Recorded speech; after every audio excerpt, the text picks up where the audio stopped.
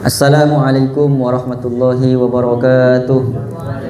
Alhamdulillah wassalatu wassalamu ala khairi khalqillah Sayyidina Muhammad ibn Abdillah wa ala alihi wa ashabihi wa man tabi'a sunnatahu wa qtada bihudah ila yaumil liqa'illah wa la hawla wa la quwwata illa billah. Amma ba'du. Hadratal muhtaramin wal muhtaramat al-aizza, yang saya muliakan, yang saya hormati dan yang saya banggakan, para hadirin sekalian, para jamaah majelis sholawat dan zikir, alumni, wali santri dan simpatisan Pondok Pesantren Salafiyah Syafi'iyah Sukorejo Situbondo yang tergabung di dalam majelis Rotibul Haddad, wabil khusus kepada sahibul bait Al-Ustaz Mahiri sekeluarga, mudah-mudahan tetap dalam lindungan Allah Subhanahu wa taala, mendapatkan berkah dan syafaat dari baginda Rasulullah Muhammad sallallahu alaihi wasallam.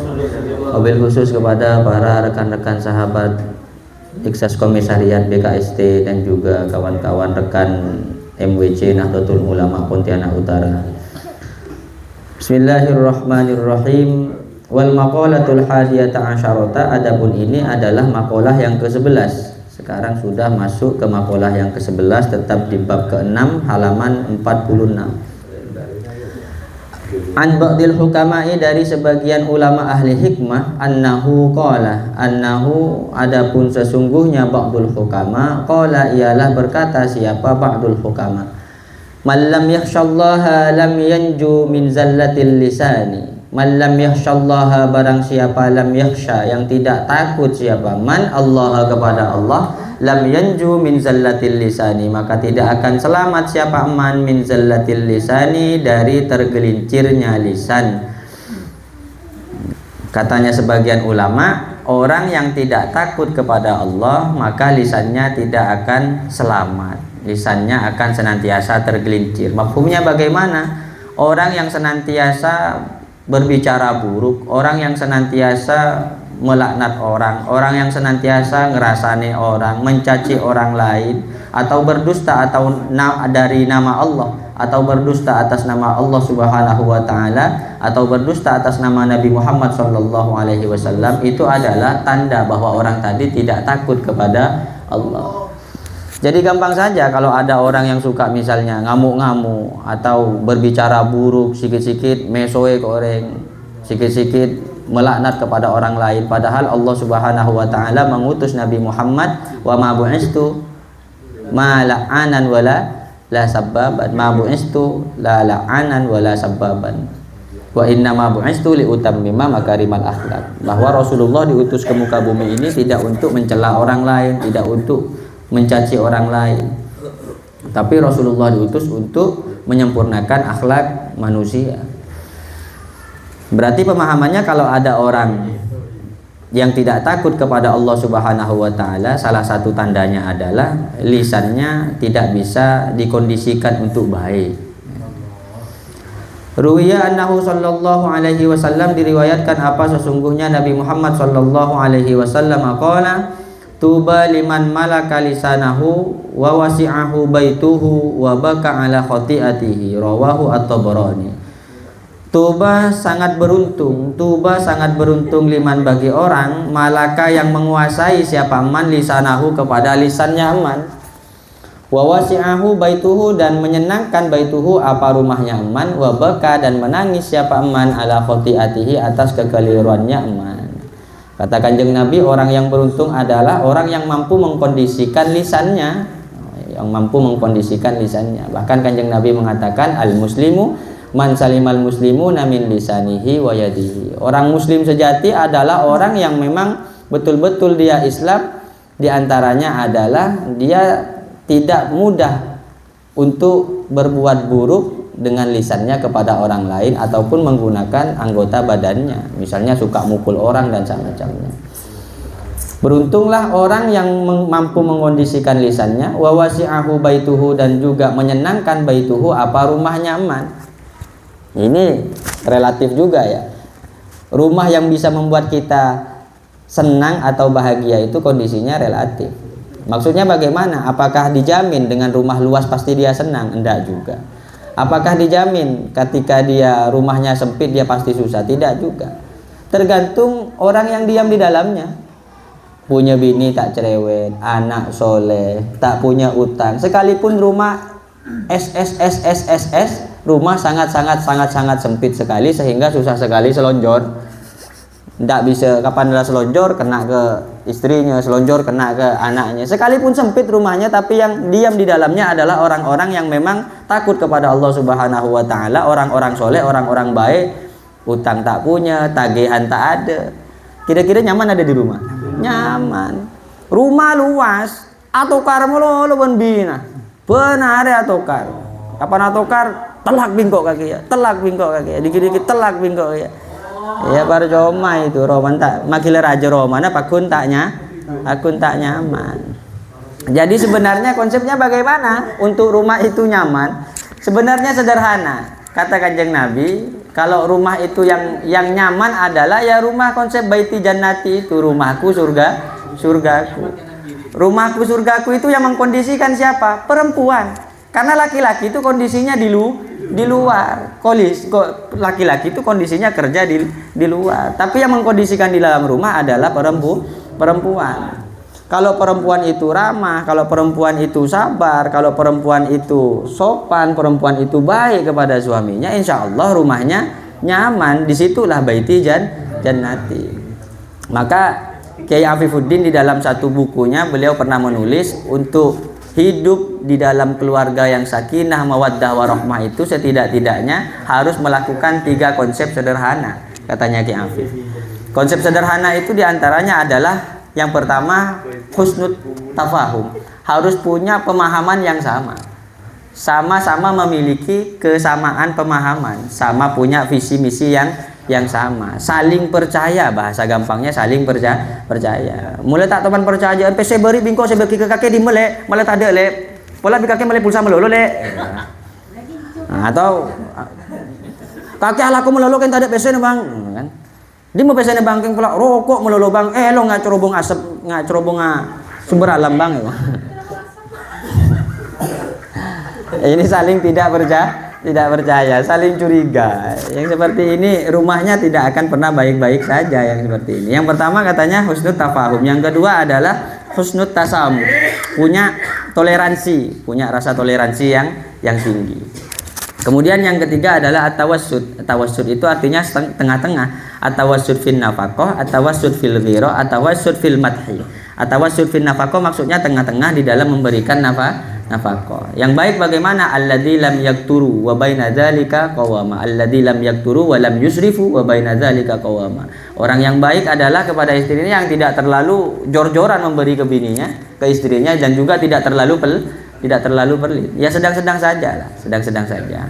Ya butuh bete melaki bete, butuh odol melaki odol. Siapa yang kui mulolo tak tahu mana betul bini, kapan bini orang retin seyorate, kan repot begitu. Itu yang dimaksud dengan husnu, yang dimaksud dengan at-tawassud fin nafaqah.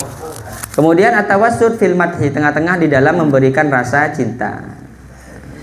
Biasanya kalau orang jatuh cinta pertama kali itu yang merasa mungkin di sini ada kan. Jatuh cinta pertama kali di awal-awalnya diumbar begitu saja, tapi kalau sudah kawin hilang rasa cintanya. Itu kesalahan dari awal, diberikan semuanya. Seharusnya tengah-tengah. Ni seguni kasah. Nye. At-tawassud fil madhi. Kemudian yang ketiga adalah at-tawassud fil ghirah, tengah-tengah di dalam memberikan rasa cemburu. Ini konsep baiti jannati. Wa baka ala khotiatihi, wa baka, dan menangis siapa man ala khotiatihi, atas kesalahannya man, atas kekeliruannya man. Maka ketika berdosa kepada Allah Subhanahu wa taala, beristighfarlah. Rawahu Tabarani, meriwayatkan kepada hadis ini At-Tabarani, siapa Imam At-Tabarani. Wa man lam yakhsha kudumahu, dan barang siapa lam yakhsha yang tidak khawatir siapa man kudumahu kepada bertemu kepada Allah Subhanahu wa taala. Wa man lam yakhsha, dan barang siapa yang tidak takut siapa man kudumahu kepada bertemunya man alallahi taala, atas Allah Subhanahu wa taala.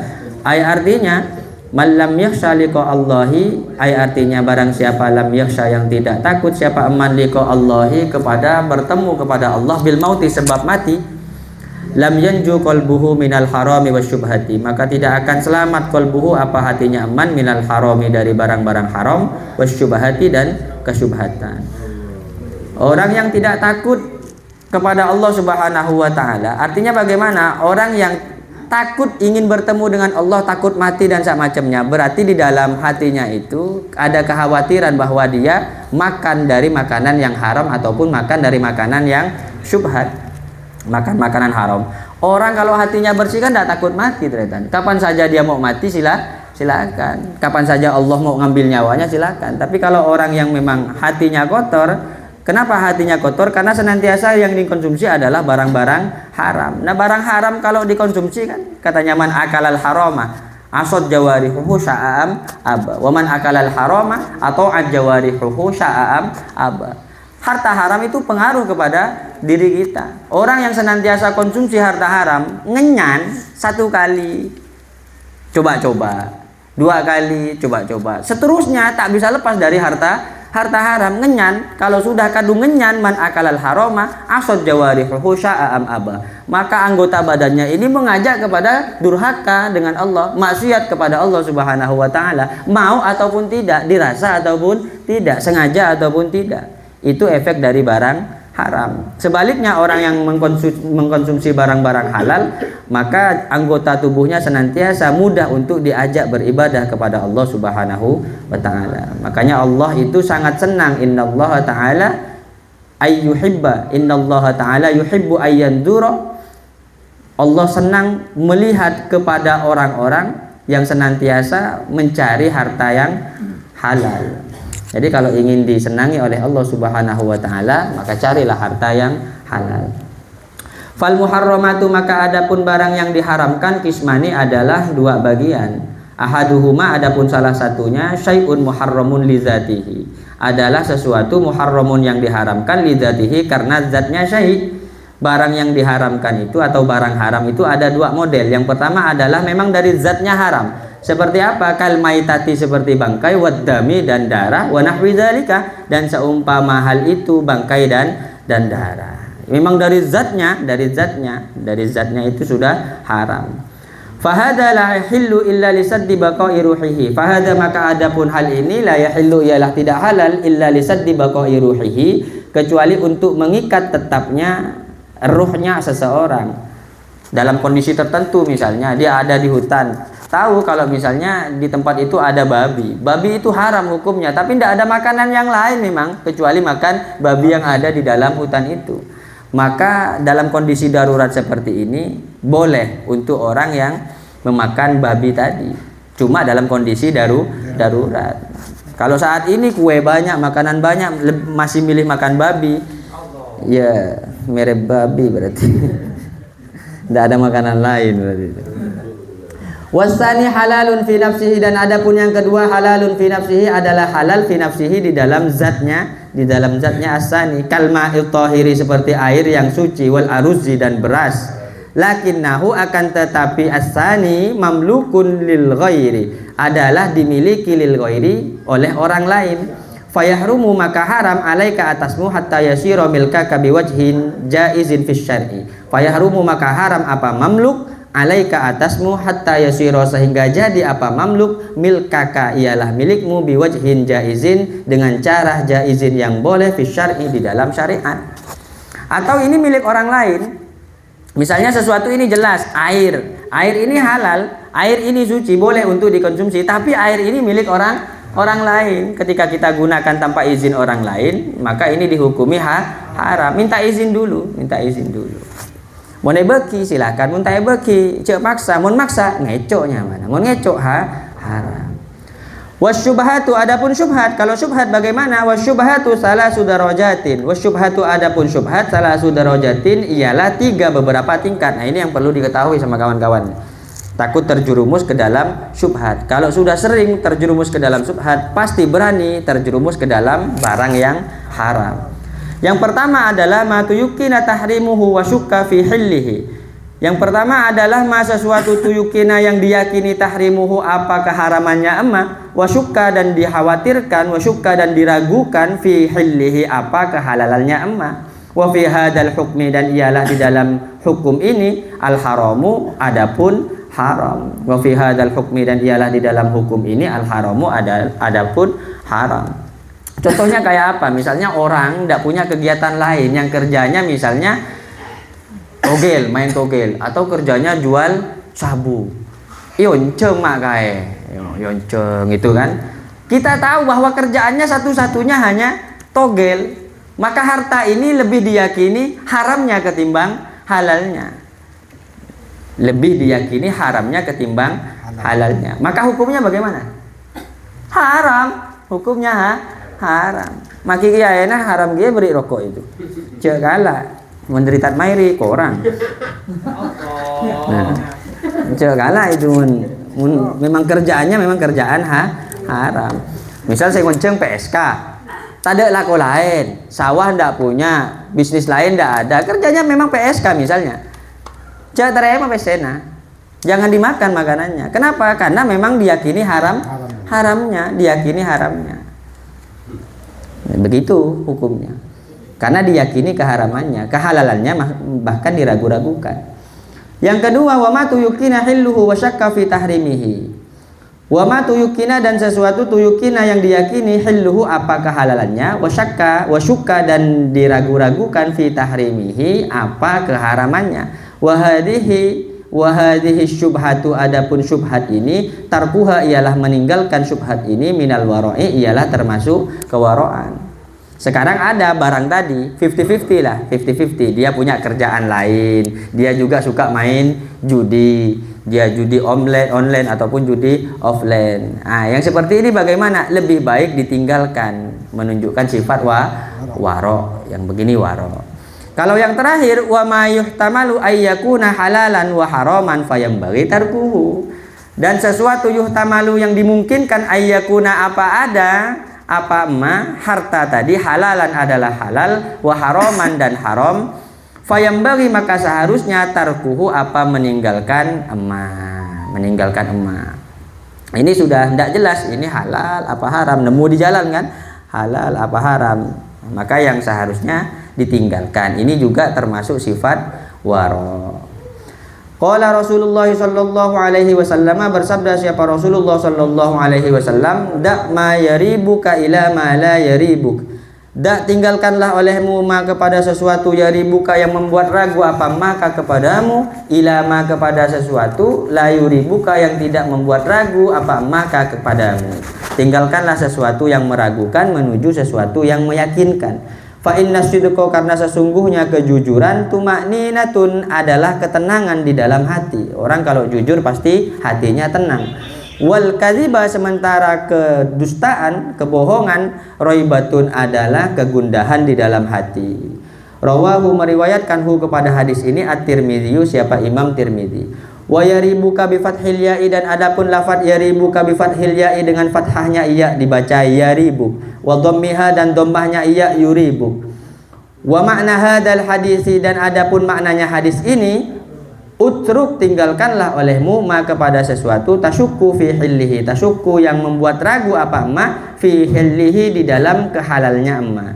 Wa'dil, dan berpalinglah engkau ilama kepada sesuatu la tasyukku yang tidak ragu-ragu, yang tidak membuat ragu apa ma fi hillihi di dalam kehalalannya emas.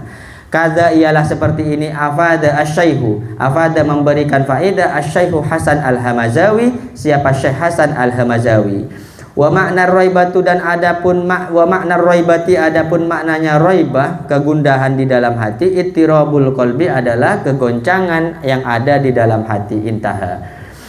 Wa man lam yakun aisan, wa man lam yakun, dan barang siapa lam yakun yang tidak ada, siapa man aisan ialah putus asa, ai artinya qati ar-raja'i, orang yang memutuskan harapan anil khalqi dari makhluk, lam yanju minat toma'i, maka tidak akan selamat siapa man minat toma'i dari mengharapkan kepada orang lain. Barang siapa yang tidak memutus harapan kepada orang lain, maka dia akan senantiasa berharap kepada orang lain.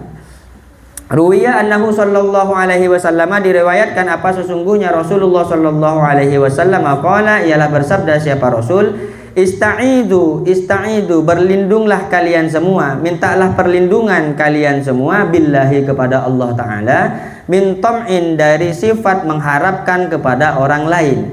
Yahdi yang memberikan petunjuk siapa Allah, Yahdi yang memberikan petunjuk siapa tam'in ila tam'in, kepada karakter aidanasin, kepada karakter yang kotor. Wa min tam'in, dan dari sifat tama, yahdi yang membawa apa sifat tama ila ghairi matma'in, kepada sifat yang bisa diharapkan atau sifat yang ingin diharapkan. Wa min tam'in, dan dari sifat yang mengharapkan kepada orang lain, haitsula matma'a, di mana memiliki sifat yang tidak bergantung kepada orang lain.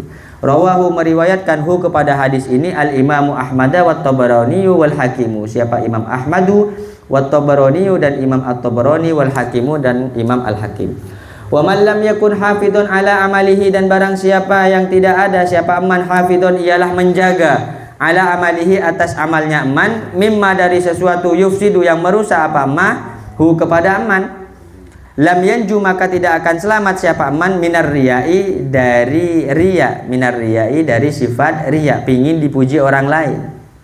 Orang yang tidak selamat menjaga amalnya, maka dia tidak selamat dari sifat riya. Mau sholawatan pingin dipuji orang, mau hadatan pingin dipuji orang, kalau tidak dipuji tidak datang. Ini kan repot ini. Kalau dikasih rokok datang, kalau tidak dikasih rokok tak datang. Repot juga ya. Imani beri rokok dia tengah kafir kan, dia nyaman kan. Ruwiya annahu sallallahu alaihi wasallam, diriwayatkan apa sesungguhnya Rasulullah sallallahu alaihi wasallam, iyyakum an takhlitu ta'atallahi, iyyakum an takhlitu ta'atallahi bihubbi sana'il ibadi. Iyyakum, takutlah kalian semua, an takhlitu, apa mencampuri siapa kalian semua, ta'atallahi, kepada taat kepada Allah, bihubbis sana'i, dengan senang dipuji oleh orang lain, bihubbis sana'il ibadi, dengan senang dipuji oleh orang lain. Fatahbatu a'malukum, maka hanguslah a'malukum, apa amal kalian semua. Jadi beramal jangan pingin dipuji orang lain. Rawahu ad-Dailami, meriwayatkan kepada hadis ini ad-Dailami, siapa Imam ad-Dailami. Sikit lagi ya, sikit lagi. Wa man lam yasta'in billahi, dan barang siapa lam yasta'in, yang tidak meminta tolong, billahi, kepada Allah, ala ihtirasi qalbihi, atas dijaganya hatinya man, lam yanju minal hasadi, maka tidak selamat siapa man minal hasadi, dari hasud. Ruwiya annahu sallallahu alaihi wasallam, diriwayatkan apa sesungguhnya Rasulullah sallallahu alaihi wasallam qala, al hasadu yufsidul imana, adapun hasud, iri dengki, yufsidul imana, ialah merusak apa hasud, al imana, kepada iman. Kama yufsidus sabiru al asala, kama sebagaimana yufsidu, merusak, as-sabiru, apa buah yang sangat pahit, al asala, kepada madu. Madu itu manis rasanya, tapi kalau dikonsumsi dengan buah yang rasanya pahit, maka rasanya madu akan hilang, manisnya madu akan hilang. Begitu juga seperti sifat hasud. Kita beriman kepada Allah Subhanahu wa taala, tapi karena iri, karena dengki, sebelahnya buka toko, kemudian punya sifat iri, padahal iman kepada Allah, padahal aku duluan yang buka toko dia tuh, akhirnya dia menyebar fitnah kepada orang lain. Maka dengan sifat yang seperti ini bisa merusak kepada iman. Dan saya kasih tahu sekarang, saya buka toko, jadi jangan iri. Jangan iri, apa jangan utang bang? Jangan utang, maksudnya jangan utang rumah beli. Rawahu ad-Dailami, meriwayatkan kepada hadis ini ad-Dailami, siapa Imam ad-Dailami. Wa man lam yandur, dan barang siapa lam yandur, yang tidak melihat siapa man, ila man huwa afdalu minhu, ila man, kepada orang, huwa, yang adapun man, afdalu, ialah lebih utama, minhu, dari man, apanya, ilman, ilmunya, wa amalan, dan ilmunya, lam yanju minal ujubi, maka tidak selamat siapa man minal ujubi, dari rasa ujub. Biasakan diri kita melihat ke bawah. Kalau kita misalnya dengan pengetahuan yang pas-pasan ini, dengan ilmu yang pas-pasan ini, yang kita lihat adalah orang yang di bawah kita, misalnya orang yang di bawah kita, maka diri kita ini akan merasa ujub, merasa akan lebih tahu dari orang lain. Tapi kalau misalnya kita melihat kepada orang yang lebih kokoh, lebih kuat ibadahnya daripada kita, maka kita akan merasa bahwa diri kita tidak ada apa-apanya.